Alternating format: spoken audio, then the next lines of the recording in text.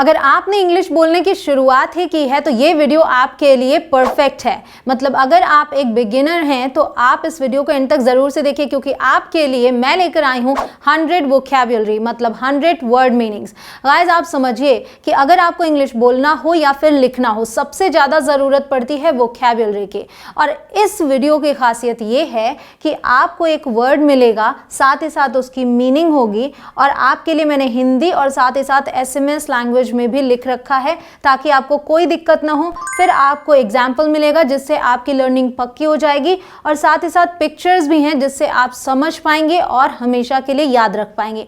तो बस आप वीडियो में एंड तक बने रहें। My name is Kanchan, you are watching me on विद्यासा।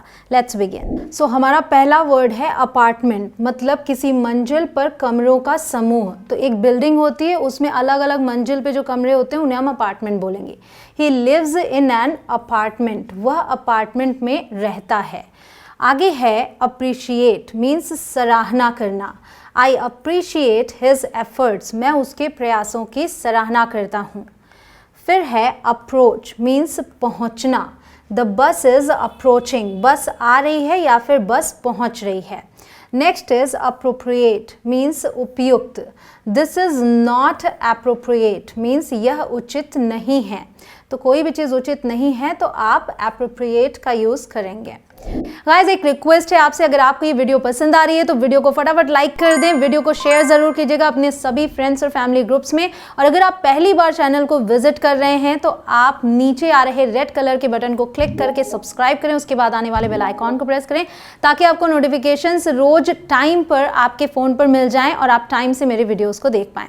Guys, मेरा ऐप भी इंग्लिश कनेक्शन नाम से, अगर आपको स्टेप बाय स्टेप सीखना है तो आप उसे इंस्टॉल करें, प्ले स्टोर पर जाएं, इंग्लिश कनेक्शन टाइप करें, इंस्टॉल करें और हर दिन वहाँ भी कुछ नया सीखें। फिर है अप्रूवल, मीन्स स्वीकृति। आई नीड योर अप्रूवल, मुझे आपकी स्वीकृति चाहिए। मतलब अगर आप हाँ बोलेंगे तो फिर ये काम आगे होगा। फिर है अप्रॉक्सीमेटली, मतलब लगभग। I will get there at 10 approximately, means मैं लगभग 10 बजे वहाँ पहुँचूँगा। तो इस तरीके से आप इसका यूज़ करते हैं। नेक्स्ट इज आर्किटेक्ट, मीन्स शिल्पकार। आर यू एन आर्किटेक्ट, क्या आप एक शिल्पकार हैं। Next one is area, means क्षेत्र। I am not from this area, मैं इस क्षेत्र से नहीं हूँ। Next one is argument, means तर्क। This is a pointless argument, यह एक व्यर्थ तर्क है। तर्क है, बहस है, बहस के लिए भी हम आर्ग्यूमेंट का यूज़ करते हैं। फिर है अराइज, मतलब उत्पन्न होना। How did this situation arise, यह स्थिति कैसे उत्पन्न हुई। फिर है आर्म, आर्म मीन्स हाथ। हिज आर्म इज ब्लीडिंग, उसके हाथ से खून बह रहा है। तो खून बह रहा है के लिए आप डायरेक्टली ब्लीडिंग का यूज़ करते हैं। His arm is bleeding. The next one is army, means सेना। I want to join the army, मैं सेना में शामिल होना चाहता हूँ, ज्वाइन करना चाहता हूँ। The next one is around, around means us pass. Look around the house, घर के आस पास देखो। तो किसी भी चीज़ के आस पास का जिक्र करेंगे तो around का यूज़ आपको करना है। The next one is arrange, मतलब व्यवस्था करना। Arrange your things, अपनी चीज़ों को व्यवस्थित करें। Next one is arrest, means गिरफ्तार करना। The police arrested him, police ने उसे गिरफ्तार कर लिया।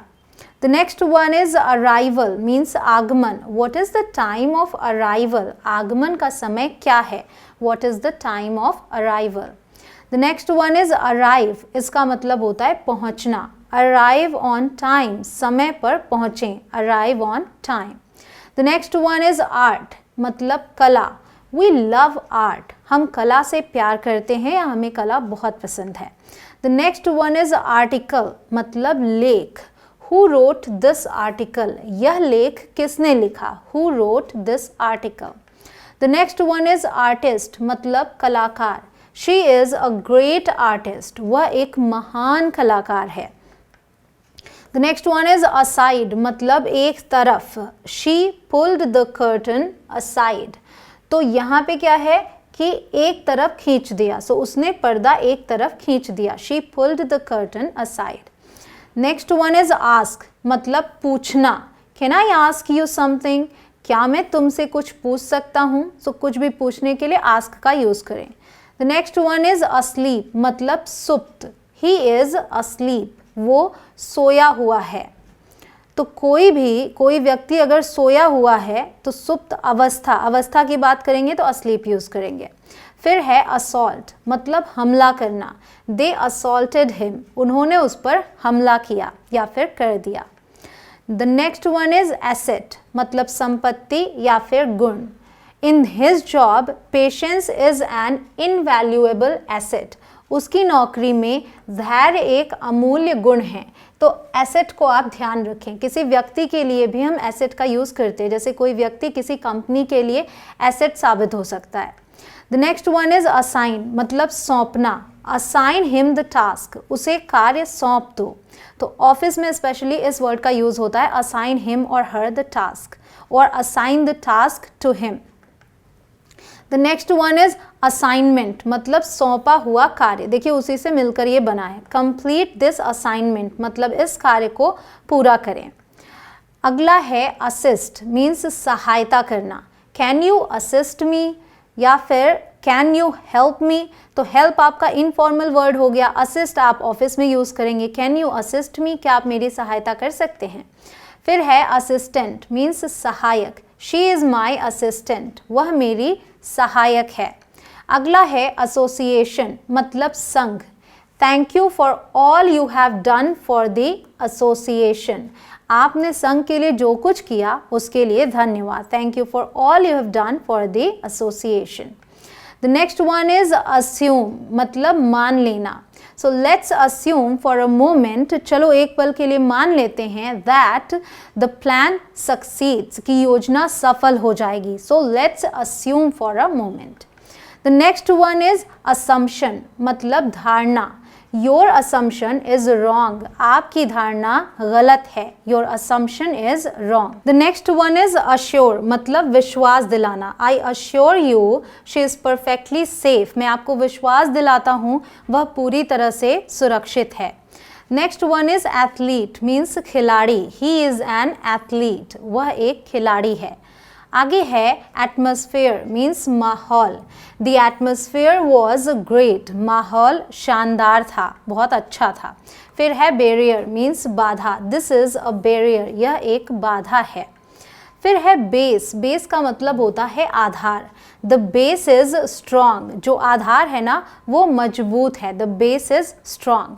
फिर है बेसिक, मतलब होता है इसका बुनियादी। दिस इज बेसिक, यह बुनियादी है। बेसिक चीज़ें जब आप सीखते हैं बिल्कुल बेसिक, तो उसके लिए। फिर है बेसिकली, मतलब मूल रूप से। Basically I am a lawyer, so मूल रूप से मैं एक वकील हूँ। Basically I am a lawyer. फिर है बेसिस, इसका भी मतलब होता है आधार। देखिए, on what basis are you saying this, आप यह किस आधार पर कह रहे हैं। So on what basis. The next one is basket, मतलब टोकरी। This basket is full of oranges, so ये जो टोकरी है ये संतरों से भरी है। आगे है बास्केटबॉल। बास्केटबॉल मीन्स उसका तो मतलब भी बास्केटबॉल ही कहेंगे। आई प्ले बास्केटबॉल, मैं बास्केटबॉल खेलता हूँ। फिर है बाथरूम, मीन्स शौचालय। Can I go to the bathroom please, क्या मैं शौचालय जा सकता हूँ। So can I go to the bathroom, आगे आप प्लीज़ जोड़ सकते हैं। फिर है बैटरी, तो बैटरी का मतलब बैटरी है। The battery is new, battery नई है। The next one is battle, मतलब लड़ाई। वी वॉन द बैटल, हमने लड़ाई जीत लिया, हम लड़ाई जीत गए। We won the battle. The next one is beach, मतलब समुद्र तट। Let's go to the beach, चलो समुद्र तट पर चलते हैं। फिर है बेयर, ध्यान रखें BEAR, बहुत सारे लोग इसे बियर बोलते हैं, बट इसे बोला जाता है बेयर, मतलब भालू। I am scared of bears, मुझे भालुओं से डर लगता है।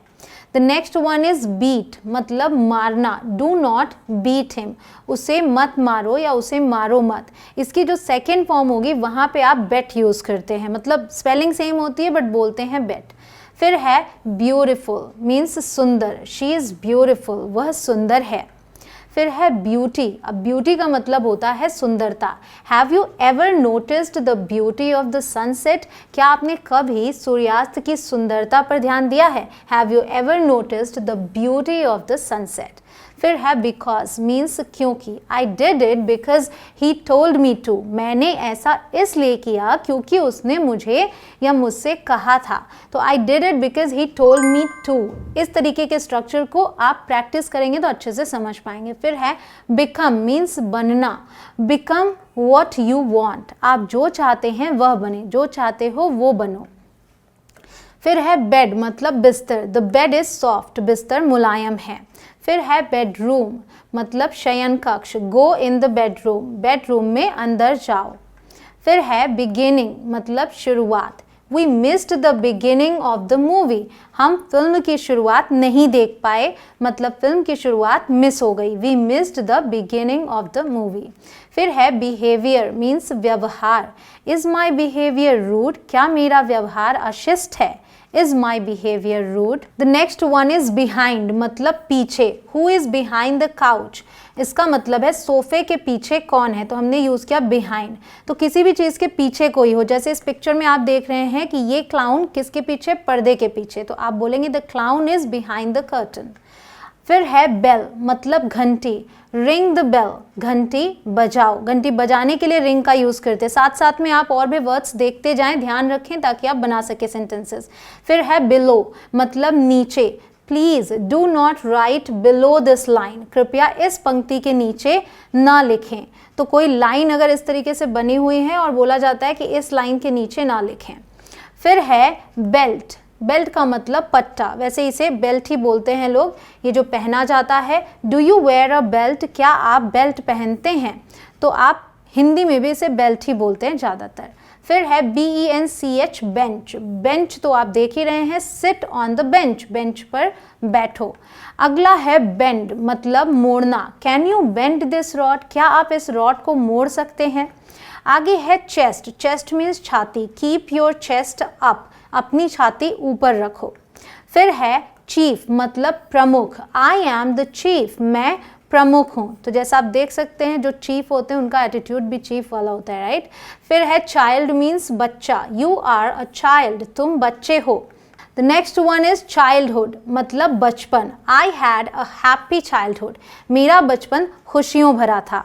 फिर है चॉकलेट, चॉकलेट को हम यहाँ पर मैंने ए इस तरीके से नहीं लिखा है क्योंकि ये चॉकलेट पढ़ा जाता है, सही तरीके से पढ़े तो। डू यू लाइक चॉकलेट, क्या तुम्हें चॉकलेट पसंद है। फिर है चॉइस मतलब विकल्प, what choice do we have, हमारे पास क्या विकल्प है, what choice do we have. फिर है चूज मतलब चुनना, चूज बिटवीन देम, उनमें से चुने, तो क्या यूज़ किया हमने, चूज, चूज बिटवीन देम। फिर है क्रिसमस, क्रिसमस को हम क्रिसमस ही बोलेंगे, टुमारो इज़ क्रिसमस, कल क्रिसमस है। फिर है चर्च, चर्च का मतलब होता है गिरजाघर, will you go to the church, क्या आप गिरजाघर जाएंगे। फिर है सर्कल मतलब घेरा, स्टैंड इन अ सर्कल, एक घेरे में खड़े हो जाओ। फिर है सर्कमस्टेंस मीन्स हालात, सर्कमस्टेंसेस आर टफ, हालात कठिन हैं। फिर है डेट मतलब तारीख, व्हाट इज़ द डेट, या फिर what is the date today, आज तारीख क्या है। फिर है डॉटर मतलब बेटी, शी इज़ माई डॉटर, वह मेरी बेटी है। फिर है डे मतलब दिन, what day is it today, आज कौन सा दिन है। The next one is dead मतलब मृत, हिज कैट इज़ डेड, उसकी बिल्ली मर चुकी है।